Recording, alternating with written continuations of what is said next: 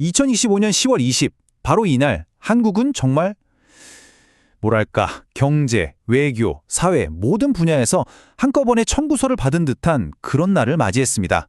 도대체 무슨 일이 있었던 걸까요? 지금부터 그날의 이야기를 하나씩 파헤쳐 보겠습니다. 자, 화면에 숫자 하나가 떠 있죠. 바로 22입니다.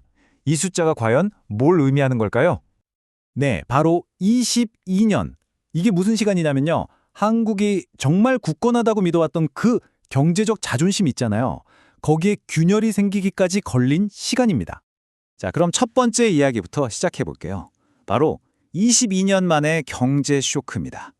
IMF, 그러니까 국제통화기금에서 보고서 하나를 냈는데 이게 글쎄 나라 전체를 발칵 뒤집어 놨습니다. 바로 이 내용이 그 충격의 핵심인데요. IMF가 2025년 세계 경제 전망 보고서를 냈는데 한국의 1인당 GDP 순위가 34위에서 37위로 무려 3계단이나 떨어진 거예요. 근데 진짜 놀라운 건 바로 대만입니다. 38위였던 대만이 35위로 껑충 뛰어오르면서 22년 만에 처음으로 한국을 앞질렀습니다. 이건 그냥 순위가 바뀐 게 아니에요. 오랜 자존심이 무너진 말 그대로 역사적인 역전인 거죠. 아니, 그럼 왜 이런 일이 벌어진 걸까요? 이 그래프를 보시면 바로 답이 나옵니다. 성장률이 정말 극명하게 갈렸어요. 한국은 올해 GDP가 오히려 0.8% 줄어서 거의 제자리 걸음이었는데 대만은요? 반도체 수출이 잘 되면서 무려 11%나 성장했습니다. 두 나라의 운명이 완전히 다른 길로 간 거죠. 근데 더 걱정되는 건 미래 전망입니다. IMF가 뭐라고 하냐면요. 2028년쯤 되면 한국 1인당 GDP가 4만 달러는 넘을 거래요. 좋은 소식 같죠? 근데 순위는 40위까지 더 떨어질 수 있다는 겁니다. 이게 무슨 말이냐면 우리는 성장하는데 다른 나라들이 훨씬 더 빨리 성장해서 결국엔 뒤처진다는 좀 뼈아픈 얘기죠. 하지만 이게 다가 아니었습니다. 이런 외부 압박만 있었던 게 아니에요.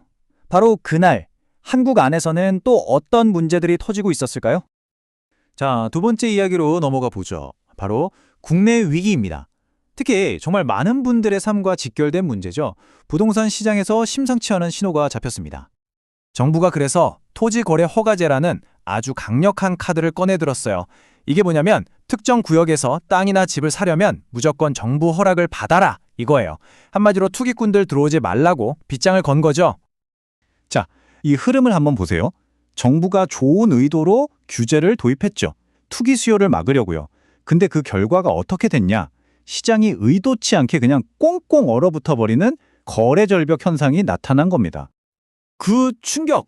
이 숫자 하나면 모든 설명이 끝납니다. 마이너스 70%. 네, 무려 70%가 줄어든 겁니다. 이 규제가 시행된 다음에 서울 외곽이랑 경기 일부 지역 부동산 거래량이요. 와, 시장이 그냥 멈춰섰다고 봐야죠. 이렇게 국내 시장이 얼어붙는 동안 바깥 상황도 만만치 않았습니다. 국경 너머에서도 압박이 점점 거세지고 있었죠. 외교 문제, 국제 비즈니스 문제, 정말 복잡하게 얽혀 있었습니다. 예를 들어 캄보디아에서는요. 불법 투자 사기 혐의로 한국인 58명이 체포됐고 이분들 송환이 곧 결정될 거라는 소식이 들려왔어요. 근데 설상가상으로 현지에서 조사를 받던 대학생 한 명이 안타깝게 목숨을 잃는 일까지 벌어졌습니다. 상황이 심각해지니까 양국 정부가 공동조사단을 꾸리고 우리 외교부도 해외 청년 안전지원센터를 열겠다면서 부랴부랴 수습에 나섰죠. 또 다른 논란도 있었는데요. 바로 해외 투자 문제였습니다. 국내 대기업들이 미국에 무려 3,500억 달러를 투자한다는 소식이 전해지니까 사람들이 걱정을 한 거죠. 아니, 저렇게 막대한 돈이 한꺼번에 빠져나가면 우리 외환 시장 괜찮은 거냐 하고요. 근데 정부는 아니다, 진정해라 하면서 나섰습니다.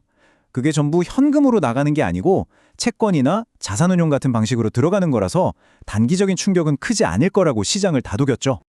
자, 이렇게 안팎으로 정말 쉽지 않은 상황입니다. 그렇다면 이런 상황 속에서 한국은 과연 어떤 미래를 그리고 있을까요? 지금부터는 이 위기를 헤쳐나갈 해법과 앞으로의 전망을 한번 살펴보겠습니다. 전문가들 전망은 좀 엇갈리는 것 같아요. 먼저 안 좋은 소식은 건설 투자가 부진한 것처럼 국내 상황이 안 좋아서 수출이 좀 잘 돼도 그 효과를 다 깎아먹고 있다는 점이에요. 하지만 희망적인 부분도 있습니다.